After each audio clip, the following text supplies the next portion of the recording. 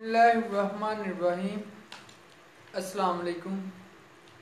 मैं आपके साथ महादुर मुसलमान अजमत। उम्मीद करता हूँ आप सब खैरियत से होंगे। आज का टॉपिक है हसद। आपको एक हसद करने वाले की मिसाल दूंगा।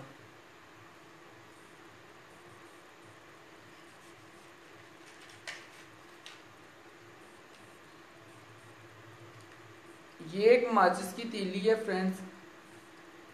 आप देख रहे हैं ये एक माचिस की तीली है जिसके ऊपर ये ब्लू कलर की कैप तो बनी हुई है, सर तो बना हुआ है, लेकिन इसमें दिमाग नहीं है। माचिस की तीली है, इसका सर तो है लेकिन इसमें दिमाग नहीं है। थोड़ी सी ही रगड़ पर ये अपने आप को ही जला लेगी। देखें,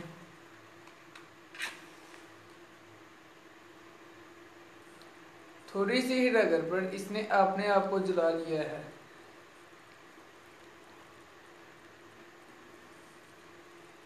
हसद करने वाला भी बिल्कुल इसी तरह होता है, जो किसी को नुकसान तो नहीं पहुंचा सकता, वो अपने आप को ही जला लेता है। तो हसद करने का हमें कोई फ़ायदा नहीं है, सिर्फ हम अपने आप को नुकसान पहुंचाते हैं। इसलिए हमें कोशिश ये करनी चाहिए कि हम हसद ना करें, मोहब्बतें बांटें, नफ़रतों को ख़त्म करें।